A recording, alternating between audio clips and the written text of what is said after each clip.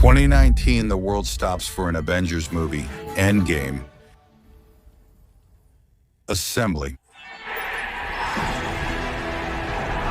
No, but really, I'm actually in another universe right now. $2.8 billion at the box office, a historic record. The peak of an empire we thought was eternal. And you have Marvel, and in Marvel, you have Avengers, and in Avengers, you have Infinity War, and then you have Endgame. 2025 3 films are coming out to carry the studio's future. Captain America, Brave New World, Thunderbolt, and the Fantastic Four. Their combined score is $1.3 billion, not even half of a single Endgame. But wait, the most shocking part isn't even that. Matching Endgame's $2.8 billion. It's not enough to just add up the 2025 films. You also have to add those from 2024 and those from 2023. You have to combine the last 6 original Marvel movies. For those who are interested, I'll give you the full list later in the video. For 15 years, Marvel ruled Hollywood. Every movie was an event, every release a triumph. The theaters were packed, records were broken, and the Marvel logo alone was enough to attract millions of viewers. But that's changed a lot. Hi, Mindset team. I hope you're doing well. Today, we're going to break down the fall of a franchise that I loved, but that gradually sabotaged itself through a series of incomprehensible strategic decisions. But how did the most powerful empire in cinema over the past decade collapse so quickly? Welcome to the autopsy of a giant that had everything it needed to keep ruling for decades, but ended up self-destructing. Let's get started before we begin. Many of you have asked for this, so I'm pleased to announce that Entrepreneur Mindset is now available as a podcast on all platforms. Discover all the entrepreneurial stories that have shaped our era. Whether you're driving or working out, the link is in the description.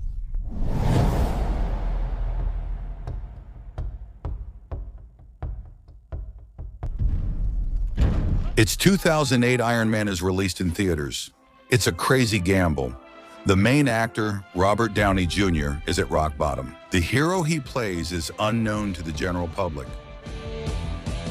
Marvel, which is still an independent studio, is betting its survival on a single film. And against all odds, the film is a hit. With more than $580 million in revenue, it's such a hit, in fact, that Disney, the Hollywood giant, puts down billions of dollars to acquire Marvel Studios. With the goal of using this first success as a springboard to launch a franchise, an entire generation embarks on the adventure, and, as you know, this franchise is going to crush everything in its path. The kids who discovered Tony Stark in 2008 grow up with him. They get excited watching Avengers in 2012 to the point of breaking box office records. With more than $1.5 billion in revenue, they are on the edge of their seats during Infinity War in 2018, which comes close to $2 billion. And in 2019, they experienced the climax with Endgame, $2.8 billion. A historic peak. In this film, Tony Stark dies, Steve Rogers, Captain America, retires, and Natasha, the Black Widow, who had been there since the beginning, sacrifices herself. The Infinity Saga ends, and with it, something else. Seeing a saga like that end was truly powerful. You can go from happy to sad very quickly, and that's really, really good. For many fans, it's the end of a chapter in their lives. And naturally, Marvel faces a huge challenge. Passing the torch, creating a new generation of heroes to rekindle the excitement. Then comes 2020. Cinemas are closing all over the world because of COVID. But at the same time, Disney has just launched its new streaming platform, Disney+. And very quickly, an idea takes hold. If people can't go to the movies anymore, Marvel will come directly into their homes. Disney+ then becomes a new pillar of the Marvel Cinematic Universe, the Marvel Cinematic Universe. Brand new series, ambitious budgets, a universe connected to the movies. For many fans, it's a miracle solution. The future of Marvel and the hope for a rebirth.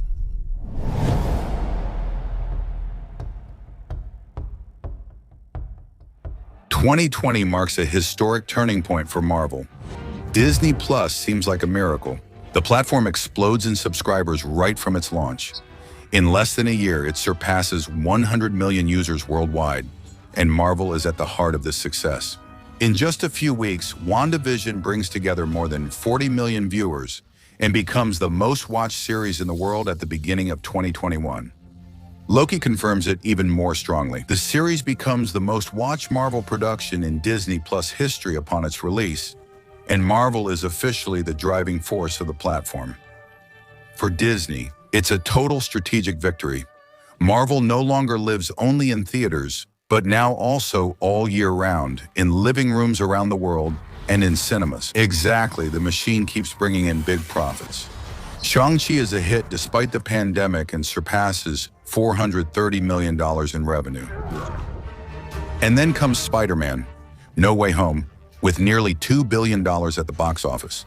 A slap in the face to the rest of the industry, which is still struggling to recover from the pandemic. It's the biggest post-COVID success, proof that Marvel can still create worldwide events. A few months later, Black Panther: Wakanda Forever is a hit with audiences and is approaching $850 million. For a while, the studio's sense of invincibility is even stronger. Streaming is booming, theaters are still profitable, the transition is a success. At least that's what people think, because behind this facade of success, the machine is actually starting to break down, without anyone noticing. Because Marvel isn't slowing down, they're speeding up a lot. Between 2021 and 2022, the studio will release nearly 15 projects in less than 24 months, more than during the entire first phase of the Marvel Cinematic Universe. Movies, series, sequels, spin-offs. A flood of content without a break, without any pause. At first, the fans keep up, but then saturation sets in. Because now, a Marvel movie isn't just a movie anymore, it's the end of a marathon. To understand the Marvels, you have to have seen WandaVision, Ms. Marvel, and other series. Dozens of hours of content, entertainment becomes a checklist, and when pleasure turns into an obligation, the desire disappears. Personally, I gave up after the Hawkeye series. At the same time, Disney is unintentionally sabotaging its own model. During the pandemic, several big Pixar movies were released directly on Disney+. The audience understood one simple thing: there's no need to rush. Everything comes to streaming. Why pay for a movie theater release for the whole family when the film will be available at home a few weeks later? Little by little, the idea of an event is collapsing. Going to see a Marvel movie is no longer a special occasion. It's just one more thing people consume each year. That's when, at the top of Disney, the alarm goes off. In 2023, Bob Iger, the chief executive officer, publicly acknowledges that the multiplication of movies and series has diluted Marvel's attention and impact. The verdict is clear. Marvel has drowned its own universe. What was supposed to save the empire is now killing it, a universe that is grateful, but born from death.